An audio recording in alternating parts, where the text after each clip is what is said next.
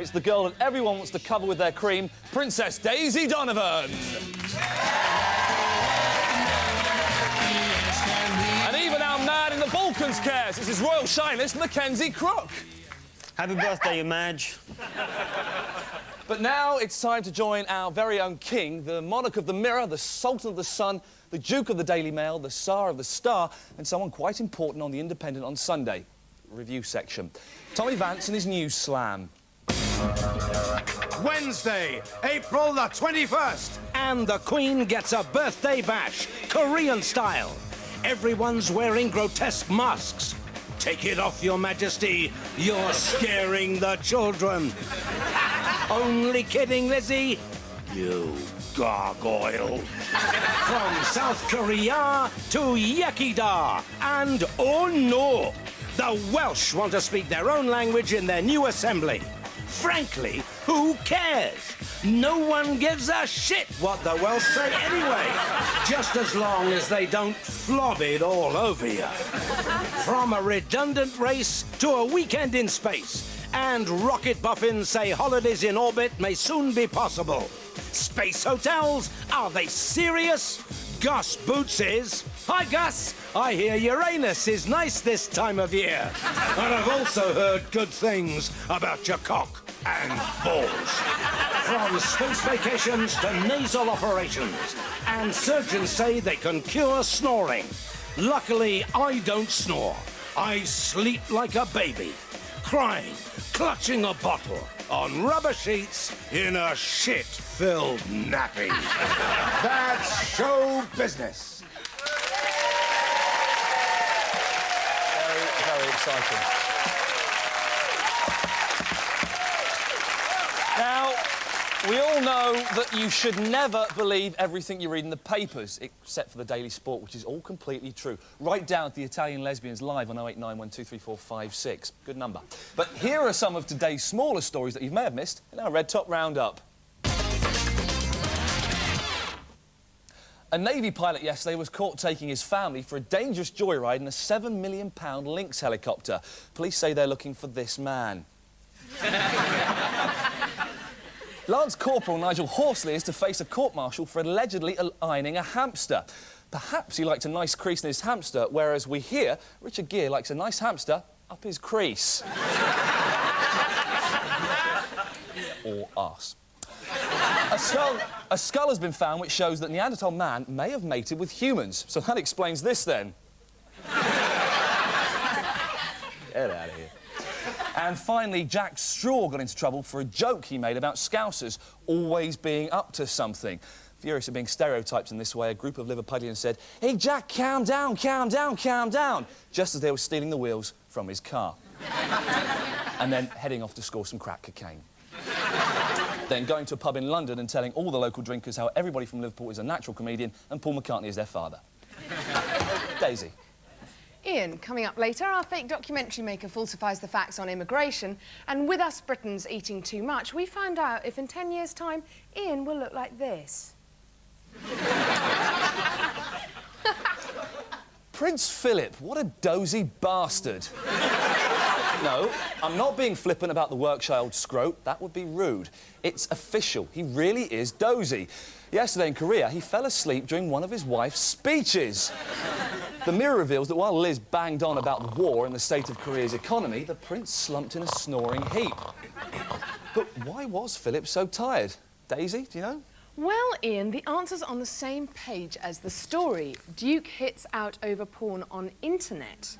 Just hours before he dozed off, Prince Philip attacked the quality of material available on the net, singling out porn.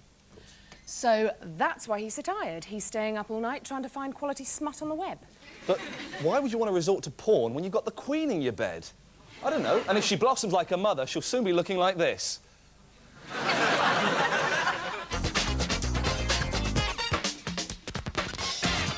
With the war entering its second record-breaking month, our very own battling broadcaster Mackenzie Crook is still out there in the Balkans entertaining our boys.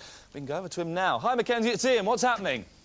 Well, Ian, it's Balkan Roadshow time. And where are we today? Well, a few clues. We're in a bombed-out wasteland, a pit of misery in the middle of an international crisis zone. Any guesses? Coventry. No, very droll. No, we're in the Albadian border town of Kooks. Crazy name, crazy town. Can you hear me, Kooks? Hooray! I said, can you hear me, Kooks? Yes, we can hear you. And what roadshow will be complete without Smiley Miley? We've got our very own Smiley Milosevic. Smiley, how many miles did your troops advance through Kosovo yesterday? Or 300 miles, Crookie. 300 miles, and the nearest guess comes from Denise in Montenegro. You win our roadshow goodie bag. Got it here. It's got in it 20 Marlboro Light, some darts flights, Blow Monkeys t-shirt, a Wellington boot here. This was a gift from yesterday's guest, famous comedian Jimmy Cricket. Funny guy! And a signed photo of me. War! What is it good for? Wet, wet, wet. Tell us.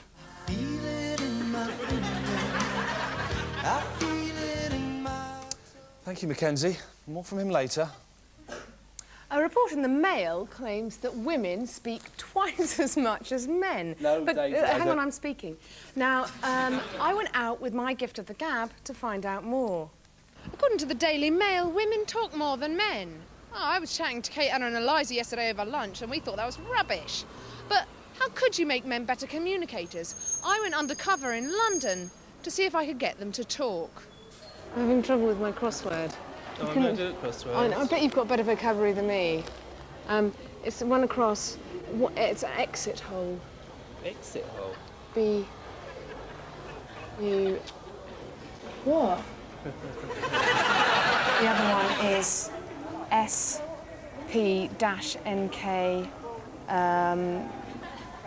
Slang for male ejaculatory.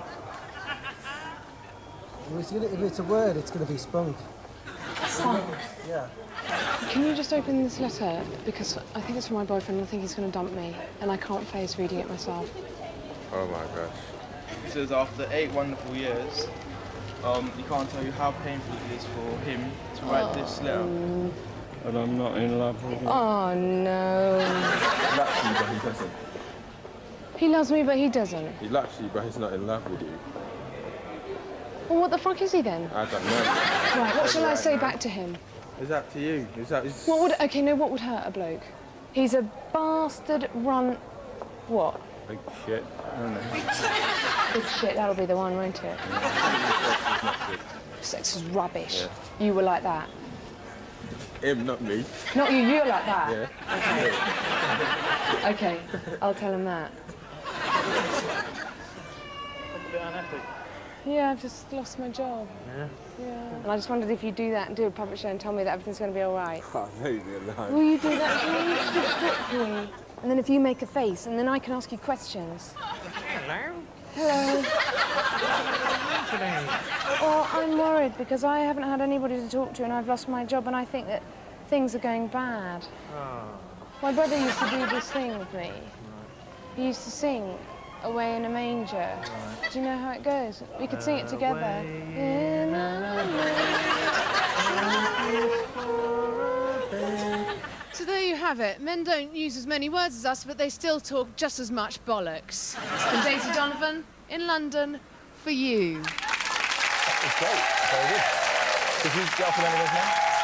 Did you get off with any of them? The British used to profit from honest hard work, like the arms trade and benefit fraud. But now we've turned to the shady world of the law for easy money. A new study reveals that Britain is blighted by a £6 billion culture of blame and compensation. New no-win, no-fee solicitors mean we now claim for almost anything that happens. For example, holidaymaker Jean Grattan sued her travel company after a coconut fell on her breast and received a massive £1,700 payout. Oh, imagine that. Coconut and breast together. My two favourite milks. Armed robber Stephen Charalambous sued the Metropolitan Police after they shot him while he was robbing a post office van. God, what were the police thinking of? Shooting an armed robber? They're wasting bullets when they could be beating up innocent passers-by. Right on, man. Right on days. Cops are dumb, man. So come on, people of Britain. We're on to a winner here. It's the chance of an easy buck. Think about it. We could all sue these 3 hairy-faced misery mongers for emotional and mental trauma. Look.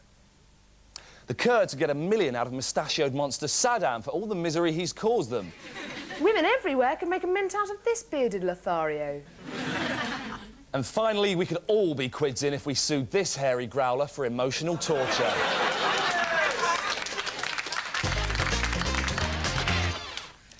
Jesus Christ! No, not just a common expletive. Apparently, it's also the name of a man who, in olden times, was worshipped by millions. But what does the future hold for the King of the Jews? Well, I went back to school to talk to the kids about all things bright and beautiful, all creatures great and small. Stop, children, what's that sound? Everybody look what's going down. Stop, children, what's that sound? Everybody look what's going down. What's going down? Well, religion is, especially here at Stretton Wells Primary School, which is why I've come to talk to the kids to find out their naive and childish views on the subject. So we're here talking about religion.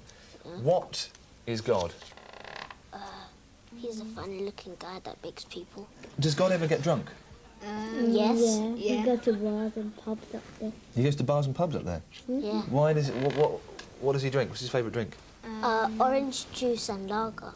Who would you think would be in hell? The devil. Hitler. Richard Baker. Oh yeah, someone from the Bill who crashed on one's wife. I can't remember his name. Was that when the bloke who used to like a drink? Yeah. Tosh Lyons. Poisoned himself. So Tosh Lyons poisoned himself? Yeah. And now he's in hell? Yeah. Yeah? Yeah. Yeah? Yeah. Yeah? Yeah. Good. What are the 10 Commandments? I know. Don't steal. Don't drink any alcohol. Yep. Not to drink the water from the toilet seat. That's 4. Can't stay out late, that's fine. Thou shalt not stay out late. Don't wear glasses if you need them. Thou shalt not wear glasses if you need them. Kill the bugs all the time. But what would be really nice is if we can just close our eyes and we'll say a prayer to God and we'll all ask for a PlayStation. Yeah. Would you like to lead... Who would like to lead the prayer? Not me. Dear God, please can we have a PlayStation? Thank you. Amen. Amen.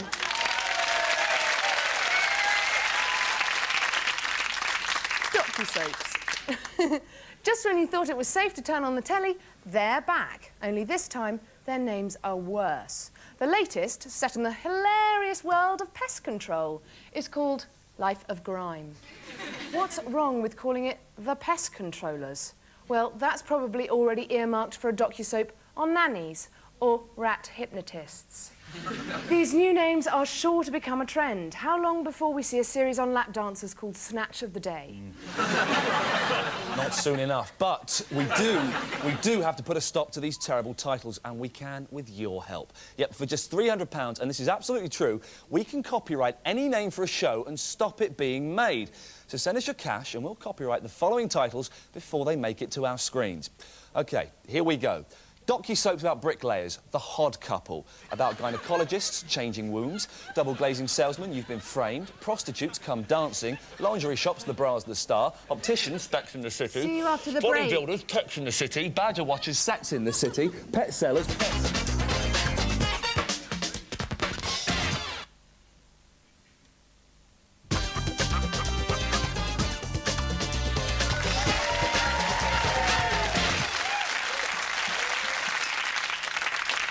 Now for the answers to yesterday's Jerry Halliwell quiz, whose debut single, Look at Me, is released on Monday.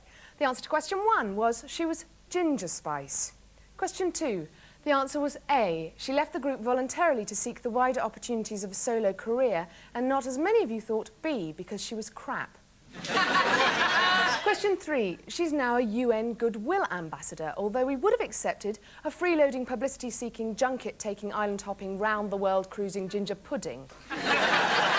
And finally, question 4, a lot of you got this wrong. She is, in fact, 25 and has been since 1959. And today's winner is a Mr. Darren Day, who wins another engagement ring and a date with Daniela Westbrook. Now, it's claimed that America is 10 years ahead of Britain. First it was AIDS, and then it was skateboarding, and most recently, Heart to Heart. When they met, it was murder. So, what's the latest craze winging its way across the Atlantic? Be prepared, because it's fat. Like America, Britain is becoming a nation of fat, lazy sloths, and it's reckoned by 2010, 1 in 4 of us will look like this. Could that happen to us? Well, to find out, please welcome top dietitian Amanda Wynne. Hi, Amanda. Sit down. Lovely. Now, Amanda, you are a genuine dietitian, aren't you? Absolutely. What exactly does that mean? Basically, if you're a state-registered dietitian, then you're qualified to give professional dietary advice. Right, OK, that sounds fair enough. Now, can being obese be a good thing? Because I've got to be honest, I've never met a nasty fat man. I don't think it is a good thing, actually. Now, Boeing have claimed that they're going to make bigger planes to allow for fatter people. Do you think that this means that other companies like, I don't know, Armitage Shanks will have to make bigger bowls for fatter asses? Is that... I've no idea, but certainly the way things are going, everybody's becoming fatter. Obesity's more than doubled over the last 20 years. Yeah. So it may well be that we have to look at bigger seats for people. The big, fat, hairy cracks. Now, serious question. How fat do you have to be before you can work in a chip shop? I don't think there's any answer to there's no that. standardisation or I don't think so. OK, that's fine. I got turned down because I was too skinny. Now, in one word, sex. How do two chuffers do it? No idea. No, I mean, it is a serious issue. Is there a favoured position for the fat person? You might have to ask an overweight person that question. Personally, I wouldn't know. Do you think our attitudes to pin up some models will change and that fatter ladies like Sophie Dahl and Martine McCutcheon will become more sexy, more acceptable? Well, you know, these women might be slightly heavier than your average model, but by no stretch of the imagination could you describe them as fat. And I'd like to see more women of that kind of weight being role models. OK. Now, if you think that people can get thin and we can avoid this potential disaster of obesity in 2010, can we expect to see this? It's a slightly humorous picture. I don't think that'll happen. Ladies and gentlemen, Amanda Wynne. Thanks very much.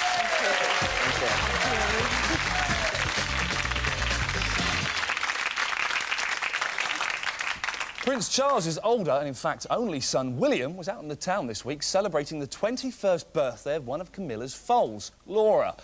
John Betjeman's grandson was there. Here he is. Come, friendly bums. So, what exactly went on at this crazy party? I'm not sure the papers are giving us the whole crack, so let's find out what the papers ought to say in our regular feature, What the Papers Ought to Say.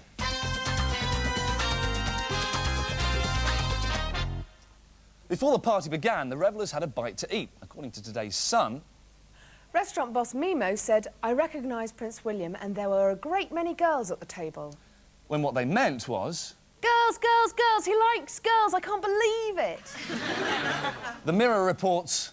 William sat next to Camilla's niece, ex-model Emma Parker Bowles, 24, whom he had seemed close to earlier on in the year. And what they ought to have said is... Oh, steady on, William, aren't you inbred enough? And remember, she's going to look like Camilla when she's older.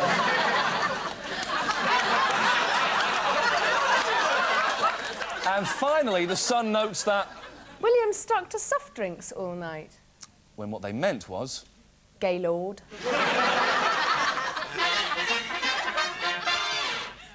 Time to go back now to our voice of British Forces Radio, Mackenzie Crook. Let's have a little listen and see what he's up to. And I turned to the little boy and I said to him, see that Harrier jump jet overhead? In his own way, God is like that jump jet. He has tremendous power. He brings peace to the world. Although he does lack the Harrier's unique vertical takeoff and landing system. And you know what that little boy said to me? Well, nor do I, because he was Albanian. Mackenzie, hello, it's Ian. Can you hear me? Sorry, Ian, caught me in the middle of a bit of a serious bit, but you're just in time for our crazy roadshow riddle. Riddle me. And the question is, what's the difference between an Albanian Kosovan and a Serb? The answer, nothing. They just seem to rub each other up the wrong way. Mackenzie, stop this roadshow nonsense now and tell me more about the situation over there. Yeah, well, Ian, I think we have to pay special attention to the increase in NATO firepower brought about by the arrival of British aircraft carrier HMS Invincible. Good, carry on. And for all the boys on board, here's Rock the Boat by Forrest. Join in with the boat dance, boys. See you later, Mackenzie, you simple fool. Illegal immigrants. They're what gives Wandsworth its affordable housing and unique cosmopolitan charm. But are all those seeking asylum for real? We sent our genuine fake documentary maker, Paul Garner, out to falsify some facts about this controversial subject. With the current state of unrest in Eastern Europe, Britain is often viewed as a soft target for asylum seekers or refugees. With protest groups declaring that our benefits system is already stretched to the limit, I've been speaking to people from the heart of the matter to see how we are, or should be, dealing with the problem. I've got to do a report on the immigration issue, and I've got to get it back into London within a couple of hours. I haven't got time to find a real people, okay? If I don't get it, I lose my job. I've got kids, you know. So I just wondered if you could make out you were somebody with a problem in this country, yeah? Yeah. I'm an Albanian. Came to this country on a British Airways undercarriage, and I'm frozen holding the wheels. You're frozen in that position? I certainly am, yes. I can't move. The shock of this savage experience has given me an awful head bang. I've got this tick in my head, and I can't get rid of it. We need you to flinch to kind of go... Bit more violently. Bit more violently. Bit more violently. Bit more violently. Bit more violently. And once again, really savage this time. Well,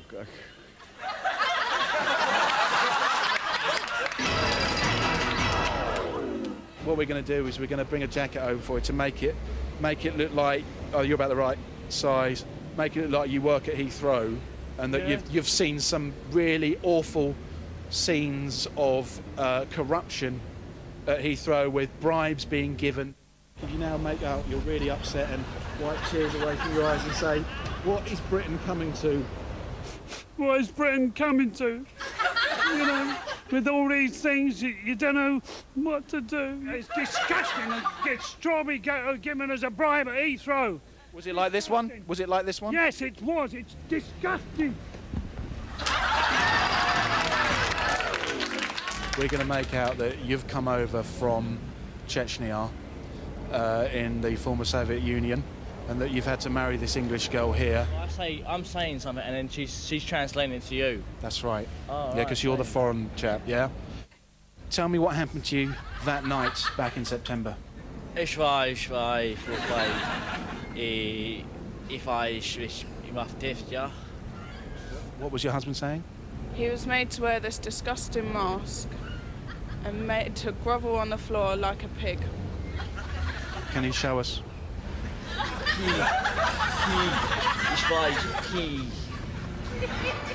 It's disgusting to think that people on both sides of the immigration issue are affected in such a stark manner.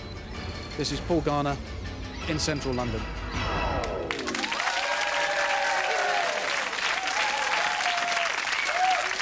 The BBC has announced today that its 6 o'clock news is to include a 12-second regional roundup to counter claims that the programme is London-biased.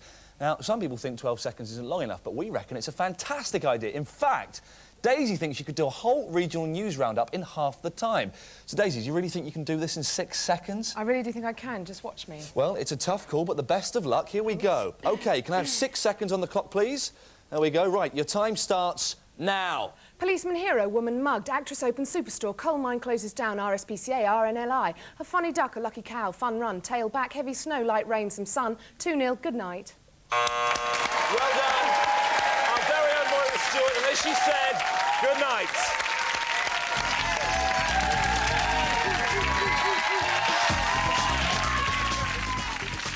Well, if you're a fan of Swami Dog, I can safely predict he's back on So Graham Norton with Fern Britton and Stephanie Beecham next on 4.